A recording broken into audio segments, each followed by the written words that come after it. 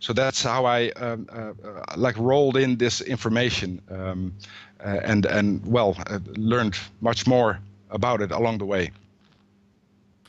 Now, your latest article, which is on INFOWARS.com today, which I read earlier, UN-backed scientists call for megacity population lockup. And this is similar to the Plandopolis agenda that we've covered in the past, about herding us into these ghetto cities in the name of, you know, protecting the earth from humanity itself. And you've got in there one of the quotes from the scientists who was behind this project that you'll talk about. Quote, "We certainly don't want them strolling about the entire countryside. We want them to save land for nature by living closely together." And again, you know, just total sneering, elitist arrogance, class warfare rhetoric. Jurian, tell people about this Planet Under Pressure organization that you write about in this article and what they're calling for. Well, what they're calling for now is obviously a result of a very old agenda, and that agenda has been formulated by the term Agenda 21, which actually means population reduction. I mean, that's the basic thing about it. It's called sustainability. It's called saving the earth, exactly what you said. Under those names, under those guises, a population reduction agenda is being executed. And it's being executed quite effectively so far. But megacities, like herding the people, closing them in, enclosing them within the confines of a megacity, of course being a prison planet in its own right, every city, a grid, you could say, keeping those people in. And the elite can then roam free around the countryside, which they don't want us strolling through. And the basic agenda is eugenics. It has been for a long time. Aaron Dykes did a lot of important research on that subject, and everybody should check his work out also. He made a couple of very important YouTube films about that. And in this article, these scientists behind this group talk about humanity creating this Anthropocene environment through man-made climate change. You know, even as all their global warming models are proven completely fraudulent about, you know, CO2. Of course, we know, as you said, the Earth is much cooler now than it has been eons in the past before carbon dioxide emissions from human activity. And they accused us of interspecies genocide when they're the ones advocating genocide themselves. I mean, just go through the quotes that you've got in that article. I think there's one towards the end of the article where they talk about directly reducing human population. Right. I think that was the article about the Colorado professor actually quoting the whole Anthropocene concept, throwing it out there, and adding to that people have little time left to cool the planet, and otherwise we should just get rid of those people. That's what the elite states. And what this professor actually states is we have to reduce current human numbers. So that he doesn't just say we have to reduce numbers per se, perhaps over the long run, like a mild eugenicist might suggest. He says just reduce them right now. So that means killing people outright. And that's just one of the quotes he made. He wrote down in that particular essay he wrote. It's called Environment and Ethics or something. Ethics is a term that keeps popping up. And these are very dangerous people. These are people that have to be stopped in their tracks, because otherwise we have a very big problem on our hands.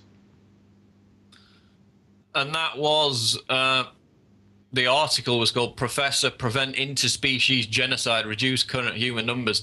And that's Philip Cafaro. And in that, which I read earlier, of course, he advocates China's one-child policy directly. He states, quote, China's policies have largely stabilized its population. Well, yes, they have, if you consider wild imbalances in males to females to be a stable situation. And, you know, 500 female suicides a day in China, many of which are directly attributable to the one-child policy. So, I mean, Jurian, this one-child policy in China was brought about as a result of the error-prone policies of Chairman Mao. You know, he wanted the population to have, he wanted warrior mothers to have 10 kids so they could go join the communist army. That's what caused China's booming population problem. Now they've got something even worse, which is forced sterilization, forced abortion. Why do the elite see China as a model for the West? Because it's a collectivistic society. So I think the elite considers the West as it is now and as it has been much too individualistic. So they want a more collectivistic. They want a state that actually micromanages the lives of all the people that are there. So the collectivistic model, I think, is especially suitable for the plans of the elite, because of I mean, the Chinese have been used to like propaganda since the communists came into power, since Mao came into power. Same goes for Soviet Union, of course, and that's now changed a little bit. But I think that's the prime driver, because they want to use China as the new engine for the world, the new economic front runner, and we all have to follow in its wake. Now I want to get on to Rockefeller, because a big article that you wrote that got a lot of attention earlier this month was the Rockefeller Foundation actively engaged in mass mind control. Tell us about these documents and how they illustrate Rockefeller's involvement in mass brainwashing. Yeah, they've been the Rockefeller Foundation funded it as far back even as the 20s. I don't even go into that in that particular article, but from the 20s on, they funded psychological research into behavior modification. That's how they call it. So that's social and psychological engineering. And how the science of that should be developed, and it should not be developed for the science itself, but it should be developed, of course, for their purposes, because they've used the results of that research, and we don't talk about years, we don't talk about decades, we're talking about centuries here, that they've refined this technique and put it out to the people. Predictive programming is a very important part of that, which Alan Watt covers in quite some detail. Predictive programming has been found to be so effective that it has been research into that has continued, especially by that professor called Hovland, which I write about in that article, which even did more research on that particular subject, predictive programming, and went ahead with that. And in these documents, I was also reading, they actually brag about how they basically recruit media figures and journalists to push their agenda. Tell us about that. Yeah, that's it. Media figures, important ones, they have to be recruited to bind a large part of the mindless readers, mindless watchers of television programs to their causes. I mean, Angelina Jolie is a good example of how the UN recruits one, and she probably knows all about it. She's intelligent enough, I think, to actually know the agenda behind it. But celebrities are being used. UNESCO said in the 50s, we have to use more celebrities, more people to reform the educational process, because that's where young people turn to for their amusement and their information, finally. Now, one question that springs to mind just off the cuff is, how do you find all these documents? I mean, are you just finding them on the internet, or they're leaks, or do you have to go to libraries? Where do you get the material for all these Rockefeller Foundation articles?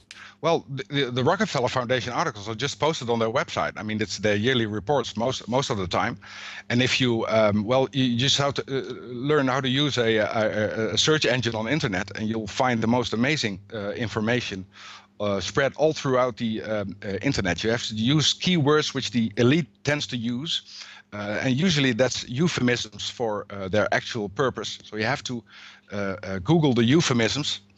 And by doing that, you can find a lot of information. Of course, the library is very valuable also. So I do a lot of research in the library. I have to order books and all that just to get some information. So basically, again, it's about them hiding it in plain sight and throwing it in our face. They advertise it all on their own websites, but they know that 99.9% of people just aren't going to go and look. Which brings me to another question, which is, how do we present the threat that this neo-eugenics agenda represents in, you know, the modern climate? How do we reach across to people and emphasize the point that it's an imminent threat and just not the rantings of eugenicists from 50 years ago as debunkers try to characterize it? I think current events as they unfold are the perfect way to illustrate what these plans are. So I think you have to constantly contrast current information, current events, with the knowledge that has been around for like decades or even more. So you can easily couple that to those current events, because actually those current events are results of the plannings which have been done decades ago by the social engineers. So I think that contrast in articles, I think everybody should just do their own research and don't be too perfect about it. Just write and do the research, because we need so much more people getting involved in this if people care about it. And of course, a major fact is that John P. Holdren, the White House science czar, who is now in control of that policy directive, specifically in relation to geoengineering, is now in a position of power, having written in his own textbook in 1977 about how we need forced sterilizations, mandatory abortions, you know, imposed by a planetary regime. So I suppose the fact that the guy who advocated that is now in the White House is all you need to present people with the fact that this is a very real and imminent threat. That's right. That's right. I absolutely agree with you. And it's also, of course, a fact that it's no coincidence that especially this president chooses John P. Holdren to be his chief science advisor. So it's part of the agenda, and Obama's part of it. And of course, Holdren is an old proponent of the entire idea. Well, it's been fascinating, Jurian. Your articles are always keenly read, and we'll look forward to the next one on INFOWARS.com. Jurian Mesa, have you got your own website, just lastly, that you want to plug? I don't have a website yet, but I'll make a weblog pretty soon, and I think that's good to do right now. Well, we really appreciate your time and look forward to having you back on INFOWARS Nightly News. Jurian Mason, thank you very much. Thanks for having me. That's going to wrap it up for this Thursday, March 29th edition of INFOWARS Nightly News. We'll see you on the next edition. Good night.